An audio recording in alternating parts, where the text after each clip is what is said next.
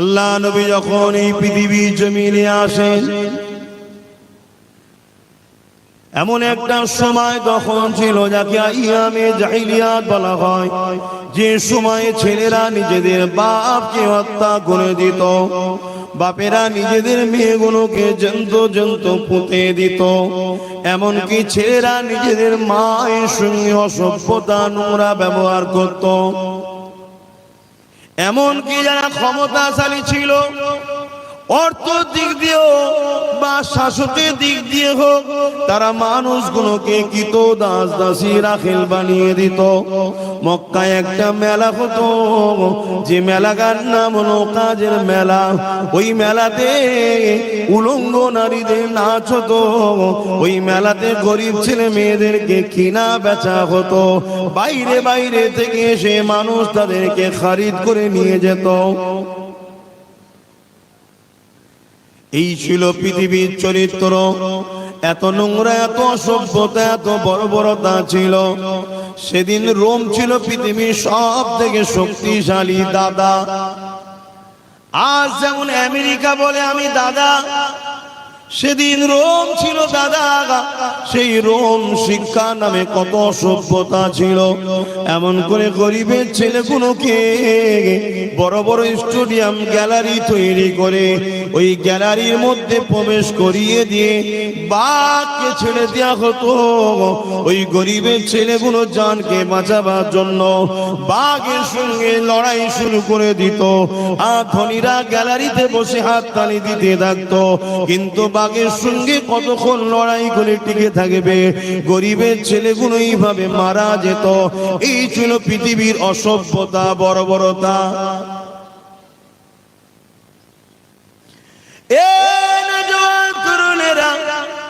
আসেন আমরা দিন ইসলামকে জানি, আমরা আল্লাহকে মোহাব্বত করি, আল্লাহ রসুলকে প্যার করি।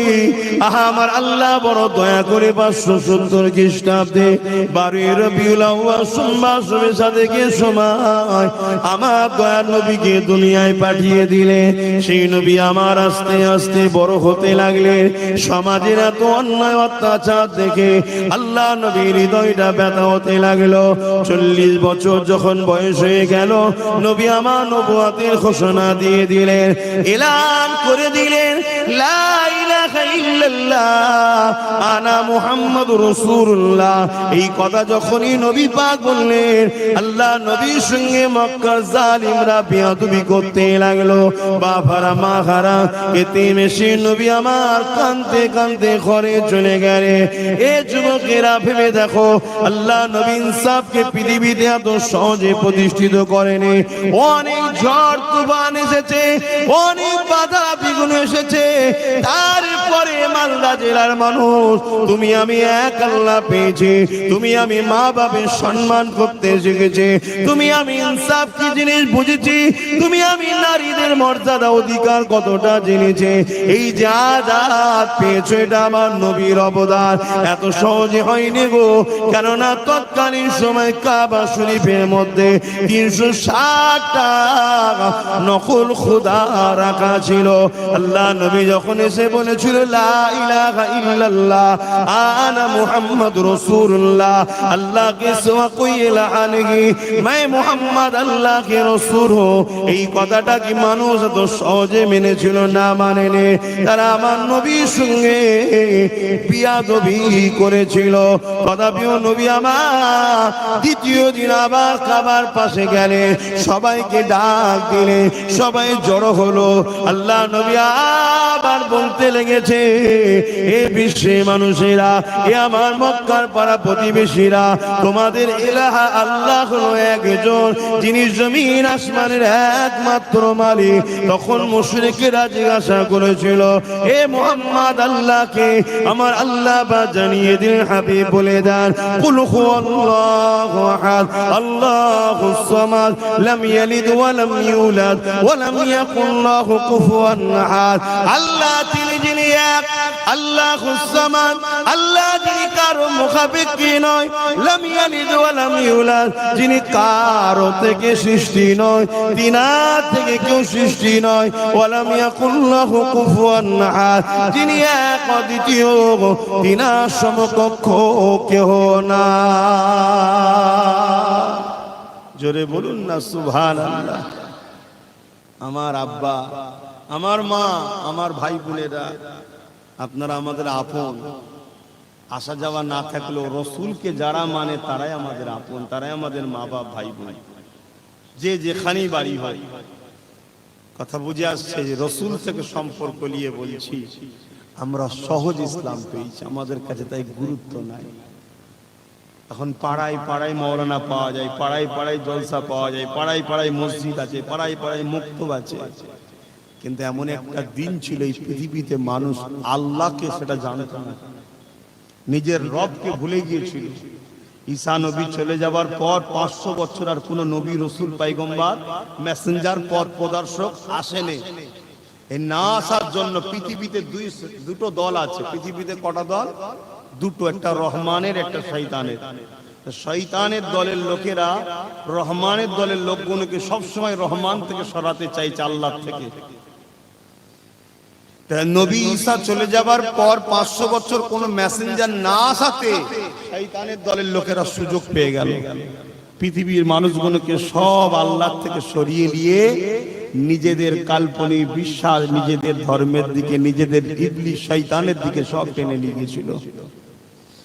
আল্লাহর নবী যখন দ্বিতীয় দিন আবার বলতে লেগেছে, আবু জেহেল এসে আমার নবীর সাথে চরম বিয়াদবি করে ফেললো, যে ভাষায় আমি বলতে পারছি না। নবী পাকের গায়ে হাত পর্যন্ত তুলে দিল। কখনো কি মনে পড়ে যে আমার নবী কত কষ্ট করার পরে আমি ইসলাম পেয়েছি?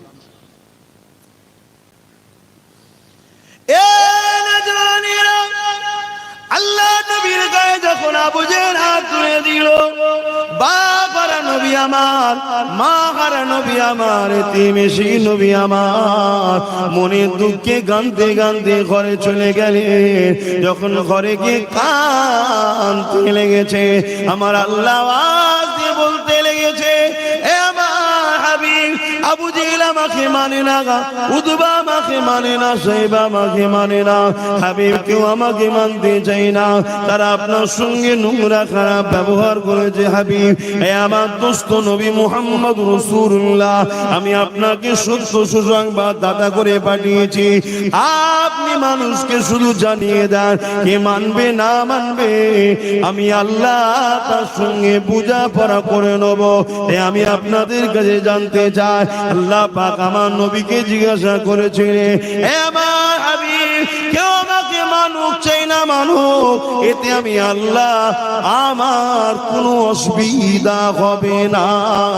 আজ বলুন তো দেখি, পৃথিবীর সবাই যদি আল্লাহ বিরুদ্ধে হয়ে যায়, আমার আল্লাহর কি কোনো অসুবিধা হবে? একটু আওয়াজ দেন। 700 কোটি মানুষ আছে পৃথিবীতে, কম বেশি সবাই যদি আল্লাহর বিরুদ্ধে যুদ্ধ ঘোষণা করে, আল্লাহর কোনো অসুবিধা আছে? বলবেন তো কোনো? নমরুদের কথা মনে আছে? নমরুদকে চেনেন তো? বিরাট বড় শয়তান ছিল, আল্লাহর সঙ্গে যুদ্ধ করতে চেয়েছিল, অথচ তাকে রাজত্ব কে দিয়েছিল? আল্লাহ। আল্লাহ দেয় ধন, দেখে মন, কেড়ে নিতে কতক্ষণ। কাউকে ধনী করে পরীক্ষা করে, কাউকে গরিব করে পরীক্ষা করে, কাউকে বিমার দিয়ে পরীক্ষা করে, কাউকে শেফা দিয়ে পরীক্ষা করে, কাউকে অর্থ দিয়ে পরীক্ষা করে, কাউকে ক্ষমতার আসনে বসে পরীক্ষা করে, কাউকে আবার জালিম রাজার আন্ডারে রেখে পরীক্ষা করে। এসব পরীক্ষা যেমন প্যালেস্টাইন বাসীর উপরে আজকে পরীক্ষা চলছে, তবে আলহামদুলিল্লাহ সালাম জানাই ওই সকল মাকে, যেসব মা গুলো এমন সন্তান দুনিয়ায় জন্ম দিয়েছে, তারা AK-47 এর সামনে, পরমাণু বোমার সামনে, কামানের সামনে, রাইফেলের সামনে, মিসাইলের সামনে পাথর নিয়ে দাঁড়িয়ে আছে, তথাপিও মসজিদে আকসাকে তারা ছাড়ছে না। জোরে বলুন সুবহানাল্লাহ, আরো জোরে বলুন সুবহানাল্লাহ। নারী দিবে, কিন্তু আমাদের ঈমান কোথায়? আমাদের ঈমান তো রাস্তায় যেতে গিয়ে 1000 পড়ে থাকে, ওইটাকে কুড়িয়ে এলে পকেটে ভরে নেব। আমাদের ঈমান ওখানেই শেষ, 1000-এ। আমাদের ঈমান 1000ই শেষ, আর তাদের উপরে কি জুলুম হচ্ছে। মা চলে গেছে, বাপ চলে গেছে, সন্তানরা চলে গেছে, তথাপিও তারা হাসছে খুশি মনে। কেন? তারা বলছে কিছুই তো আমাদের নয়, সবই তো আল্লাহর, আল্লাহর কাছেই ফিরে যেতে হবে। আহা, আমার রাসূল জানিয়ে গেছে মসজিদে আকসার বাইতুল মুকাদ্দাসের আশেপাশে কিছু লোক আল্লাহ কিয়ামত পর্যন্ত রাখবে, তাদেরকে দুনিয়া সবাই মিলে চেষ্টা করলো মিটিয়ে দিতে পারবে না, তারা দাঁড়িয়েই থাকবে, লড়েই যাবে, লড়েই যাবে। জোরে বলুন সুবহানাল্লাহ, আল্লাহু আকবার। কি ঈমান! আমরা ইতিহাস পড়েছিলাম বদরের কথা, দেখিনি চোখে, পড়েছি। আল্লাহ নবী 313 জনকে নিয়ে গেছে, 313টা তরোয়ালও নাই, 313 জনের কাছে 313টা ঘোড়াও নাই, আর ওইদিকে 1000 সন্ত্রাস আবু জেহেলের দিকে আছে, তাদের হাতে তরোয়াল আছে, তীর আছে, বল্লম আছে, সব রয়েছে। 313 জন তো ঘাবড়ে যাওয়ার কথা, মুখ তো শুকিয়ে যাওয়ার কথা, কিন্তু আমার রাসূল বলছেন আমি এদের দিকে তাকিয়ে অবাক হয়ে গেলাম, যেন মনে হচ্ছে এরা যুদ্ধে জয় হয়ে গেছে। জোরে বলুন সুবহানাল্লাহ, এত খুশিতে আছে। আল্লাহ নবী কাতার গুনছে, গুনতে গুনতে দেখছে দুটো ছোট ছোট ছেলে, না খুব বাচ্চা না জন হয়েছে, মাঝারি বয়সের দুটো ছোট ছোট ছেলে, তারা ওই কাতারে দাঁড়িয়ে আছে। হাইটে কম হয়ে যাচ্ছে বলে পায়ের ডিঙিতে ভর দিয়ে মাথা ঠেলে ঠেলে উঠছে। কেন? যদি সাইজে না হয়, নবী যদি বলে লড়াইয়ে যাওয়া যাবে না। বাসনা দেখুন যুদ্ধ করার। আর আজকে তো আমাদের ঘরের ছেলেকে যদি বলা হয় চরে জান্নাতের বাগান হচ্ছে, বসবি চ, বসবি চ, গানে যাবি, হাত তুলে বসে আছে। সেখানে পয়সাও দরকার হয় দিতে হবে, দিলে দেবে। যাত্রায় পয়সা খরচ হয় তাও দেবে। জাহান্নামের টিকিট কেটে ঢুকছে আমাদের ছেলেরা, আর জান্নাতের দরজা পুরো খোলা, আসতে চাইছে না। এতে কি আলেমদের কোনো অসুবিধা আছে নাকি? আল্লাহ ধরবে নাকি আলেমদের ঘরে? আমরা তো ডাক দিচ্ছি, আসো আসো আসো। এই পৃথিবীতে দুটো দিক আছে, আল উলামা ওয়ারাসাতুল আম্বিয়া, আলেম হাক্কানি যারা নবী পাকের ওয়ারিস, আলেম হাক্কানি কারা, যাদের মধ্যে দুই ধরনের ইলম আছে। আল ইলমু ইলমানে, একটা জাহিরি অপরটা বাতিনি।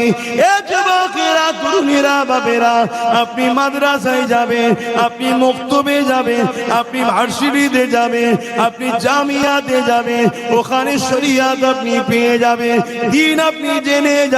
কিন্তু মনে রাখবেন, এই দ্বীনকে নিয়ে অনেকে অহংকার করে ধ্বংস হয়ে গেছে।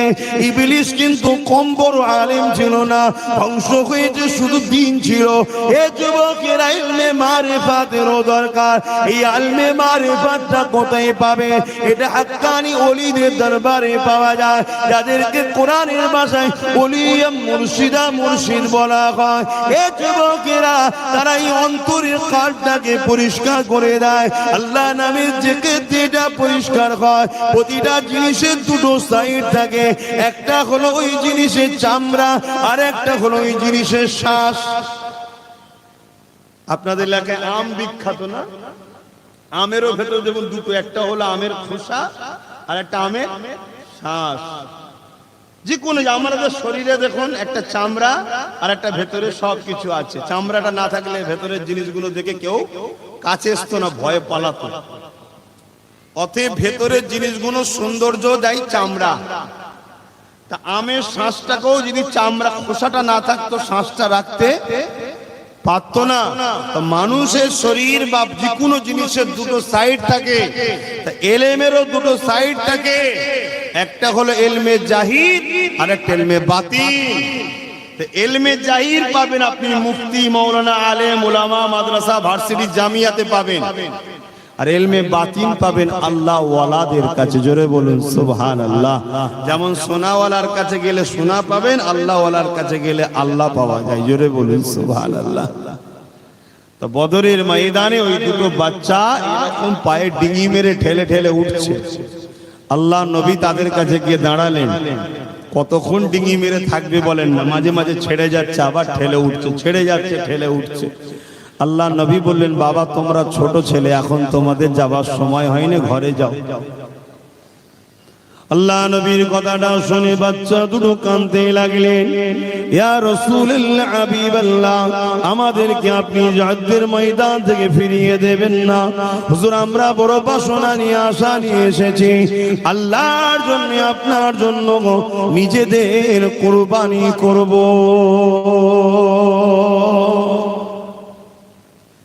এ নওজোয়ান তরুণেরা, বাপেরা, মায়েরা, দুনিয়া জমিনে এমন সন্তান রেখে যান। আমার আম্মা জানেরা বিশেষ করে শোনেন, এরকম সন্তান রেখে যান।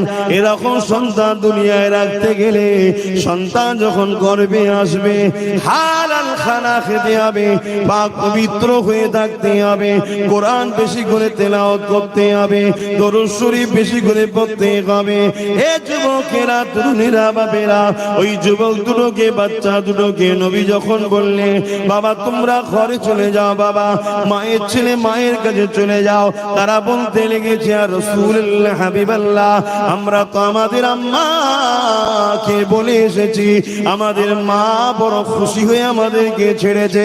চিন্তা করে দেখো, আজকের দিনের মা যদি সন্তানকে বলা হয়, চলো তো বাবা মাদ্রাসায় পড়তে যাবে, আল্লাহর দ্বীনকে বাঁচাতে হবে, ইলম শিক্ষা করতে যাবে, আজকে লাখো কোটি মুসলিম মা আছে যারা বলবে মাদ্রাসায় পড়ে কি হবে, ওই আলেম হবে, ওই মাওলানা হবে, ইমাম হবে, ওতে দামি দামি গাড়ি বাড়ি কিনতে পারবে না, ওখানে বেশি ইনকাম করতে পারবে না।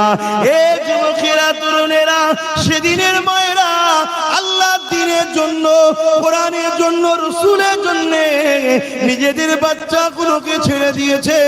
ওই সময় তোমার রাসূলুল্লাহ বলতে লাগলে, তোমাদের যখন এত ইচ্ছা বাবা, তোমাদের দুই ভাইয়ের মধ্যে একজন আমার সাথে চলো বাবা, লড়াইয়ের ময়দানে থাকো বাবা, আর একজন মায়ের কোলে ফিরে যাও বাবা। তাদের মধ্যে থেকে বড় ভাই যে ছিল, তাকে আল্লাহ নবী ইজাজতটা দিয়ে দিলে। এই কথাটা শুনে ছোট ভাই বড় কাঁদতে লেগেছে, ছোট ভাই আফসোস করতে লেগেছে, আল্লাহ আপনি আমাকে কেন ছোট করলেন, আল্লাহ, আল্লাহ আপনি যদি আমাকে ছোট না করতে, আজকে আপনার জন্য, দিনের জন্য, আল্লাহ আপনি, আমি লড়াইয়ে চান্স পেয়ে যেতাম।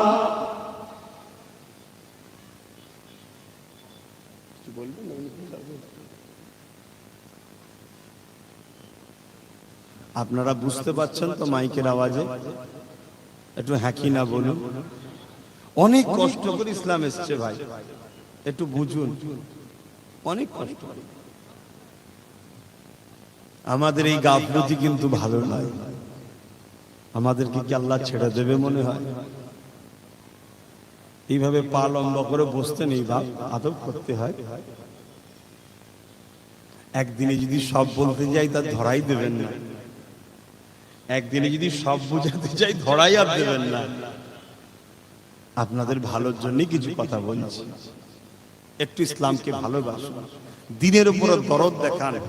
এটা আমাদের, এটা আমাদের ধর্ম, এর কালচার, এর স্টাইল, এর চাল চলন আমাদেরকে ফলো করতে হবে। আজকে পৃথিবীর বুকে যারা ইসলামের সবচেয়ে বড় দুশ্মন দেশ, আমেরিকা বলেন, ব্রিটেন বলেন, খোঁজ নিয়ে দেখেন, সব থেকে দ্রুত ওই সব দেশে যে ধর্ম প্রচার চলছে তার নাম হলো ইসলাম। জোরে বলেন সুবহানাল্লাহ।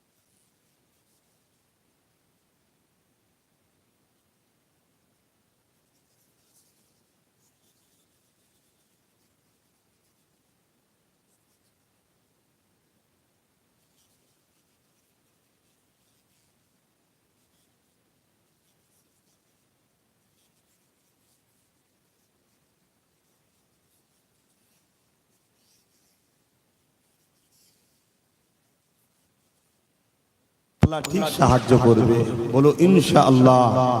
তবে যে কথা বলতে গিয়ে চলে যাচ্ছি, একবার দরুদ শরীফ আল্লাহুম্মা সাল্লি আলা সাইয়্যিদিনা ওয়া আলা আলিহি।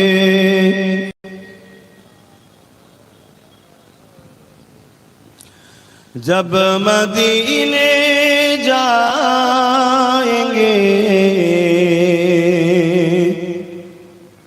हम मुस्कुराते जाएंगे, जब मदीने जाएंगे हम मुस्कुराते जाएंगे, जब मदीने जाएंगे हम मुस्कुराते जाएंगे, जब वहाँ से आएंगे आंसू बहाते आएंगे, जब मदीने जाएंगे हम मुस्कुराते जाएंगे, झोलियां भर लेंगे उनकी रहमतों से हम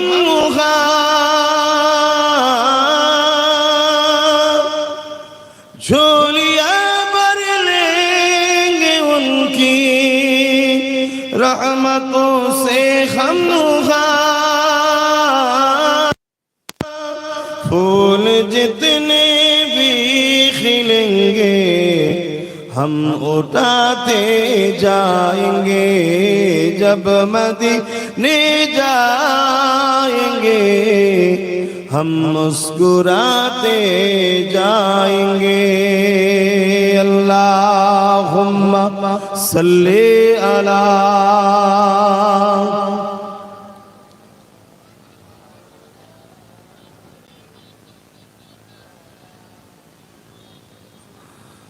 মুসলমান ঘরের ছেলে মেয়েরা, তরুণেরা, বাপেরা, এ আমার আম্মা জানেরা, বোনেরা, অনেক সহজে আমরা ইসলাম পেয়ে গেছি।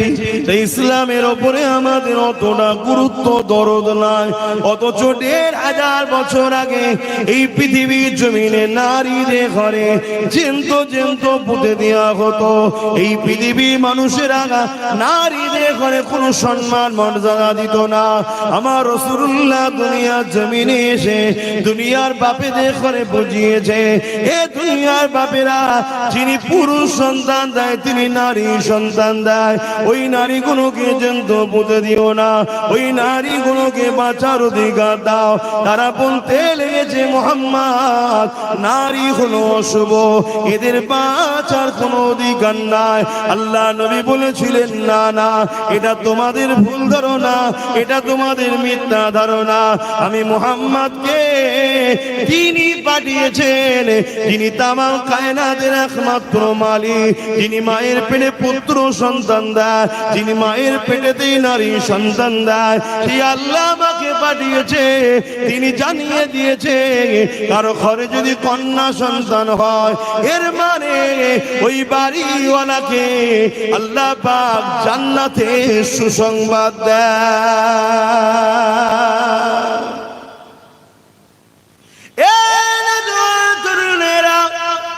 এই যে আমি আপনি মাকে ভালোবাসি, মাকে প্যার করি, মাকে সম্মান করছি, মাকে আদর করছি, এই আদর সম্মান আমার রাসূলুল্লাহ শিখিয়েছে গো। ১,৫০০ বছর আগে মায়েরও কোনো সম্মান ছিল না, কিন্তু আল্লাহ নবী জানিয়ে দিলেন, আল জান্নাতু তাহতা আকদামুল উম্মাহাত, এ বিশ্বের মানুষেরা, তোমাদের জান্নাত হলো তোমাদের মায়ের পায়ের তলায়। প্রতিটা ছেলেদের জান্নাত তার মায়ের পায়ের তলাতে। এই সময় আল্লাহ নবী বসে রয়েছে, এক ব্যক্তি চলে এলো।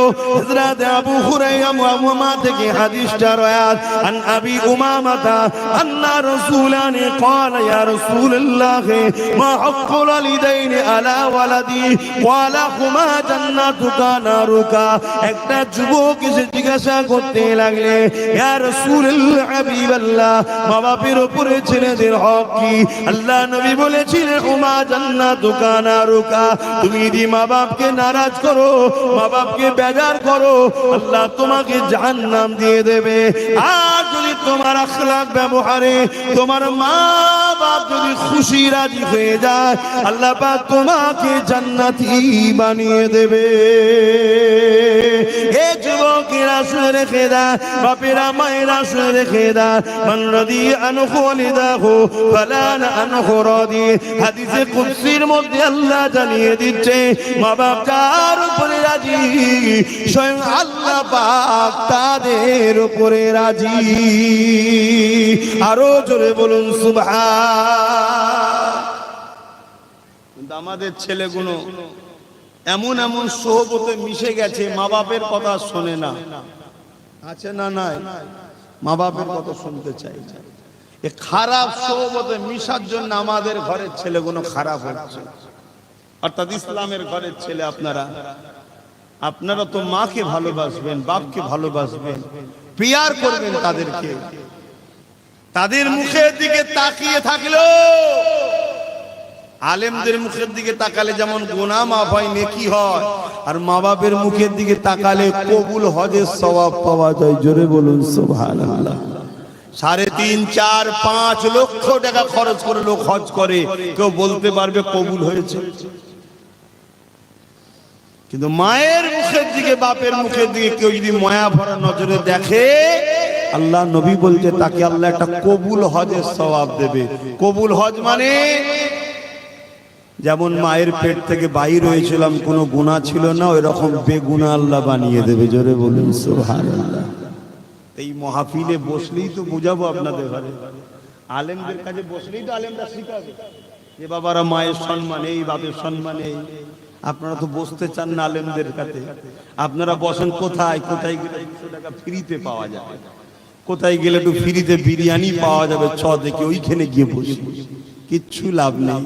ওই ফ্রি থেকে যদি উঠে আসতে পারো, আলেমদের কাছে যদি বসতে পারো, আলেমরা দোয়া করবে, আল্লাহ চাইলে তোমরাই লোককে ফ্রি দিবার মতো ধনী হয়ে যাবে। জোরে বলুন সুবহানাল্লাহ।